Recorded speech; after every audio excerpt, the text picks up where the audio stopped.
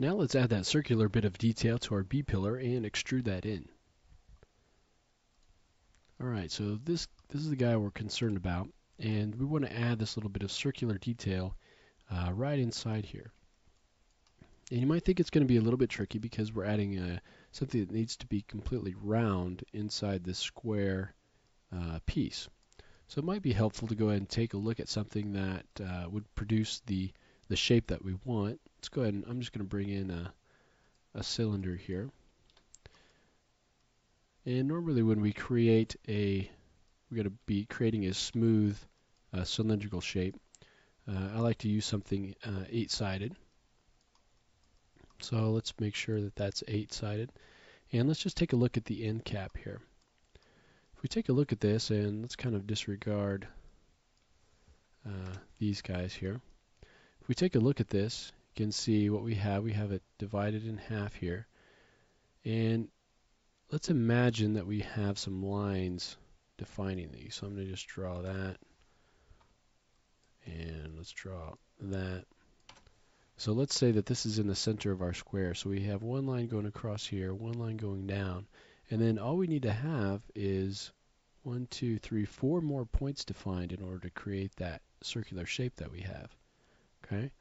So all we need is one line here going across, and then we need a line here and a line here, and then same thing going up and down. So we basically need 1, 2, 3 by 3.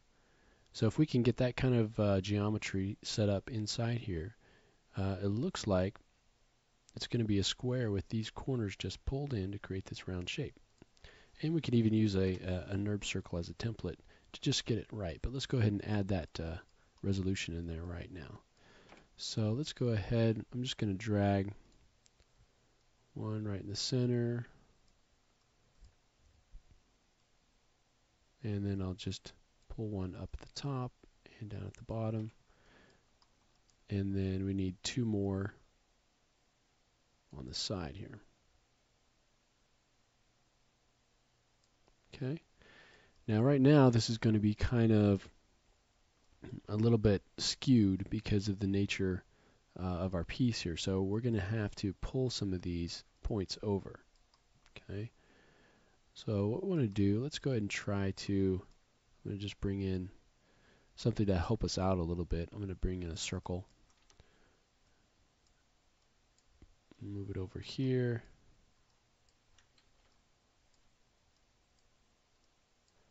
That would be helpful if we had NURB curves on. And I'm going to just move it into position. And I basically want to get kind of, because this isn't completely straight, or, perpendicular, I want to kind of get my camera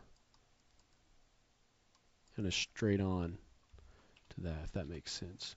And then I'm going to rotate this until it's kind of in the same. Here we go. And I'm just going to move that down there a little bit closer to my piece here.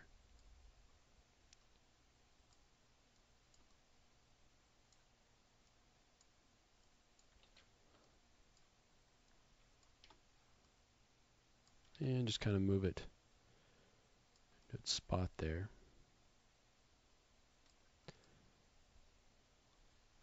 I'll scale it up just a little bit. I'm basically just kind of trying to place it right where I want that circle to be. Okay. And I'm not looking from the side. I'm kind of up in an angle because this is an angle, so I'm putting my camera kind of perpendicular to this guy. And now I'm just going to drag these points along their normals, along U and V there. Kind of get these into position here. Okay, so I'll just drag that one, put that one at the side. Let's drag this one down to the bottom. And this one can come up here.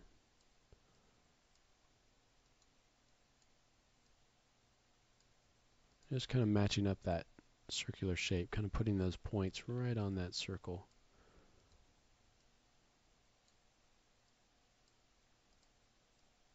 And bring this one down here for this corner.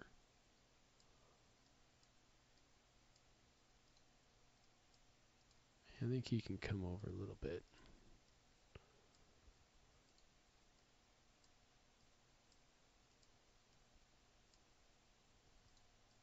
Just trying to make it even right here.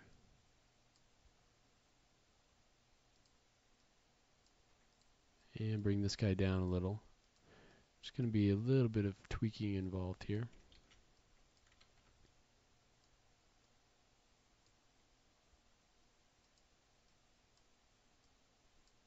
It's not completely straight. All right, let's take a look at that.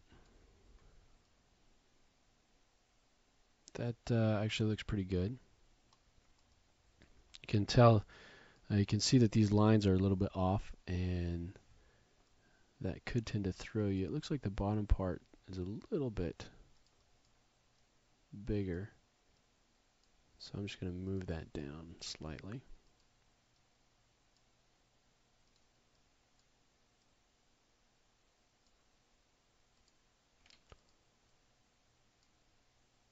There we go. Move these corners up. You can see I'm just kind of tweaking these points just to kind of get a more pleasing circular shape. And I'm moving along the U and V here so that it's not coming off the surface. And then when you get it the way you want it, you can grab these faces. Okay, it looks a lot like this cylinder that we had. And then you can just extrude those in. And the first one I want to do is just to scale just slightly. And then I want to recess this in just a little bit. So I'll do another extrude straight in just a hair. Another extrude in. And now I want to bring this and have another circle kind of in the center that comes out. So I'm going to do another extrude. Scale this in a bit. Repeat that, scale it in.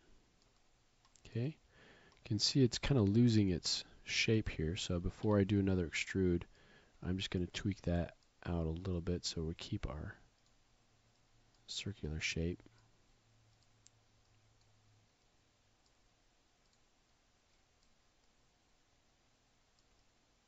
Like that, and then grab those faces again. And this time, instead of pushing it in, we're going to create a little piece that comes out. So just extrude that, scale it in slightly, extrude again, pull it out slightly, extrude it again, out a little bit more, and then maybe one more right there.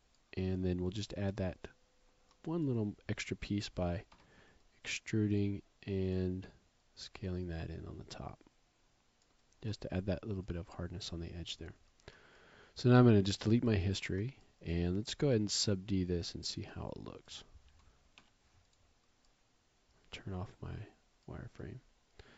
Okay, so now we've got a square piece, but we've got a nice little circular extrusion built into the side here. Little detail work that we were just able to add by adding some resolution and redrawing our lines just a little bit and using a circle as a template. Okay, so we've got that done. I think in the next lesson we'll actually move up to the headlights and start working on some of the interior structure of the headlights.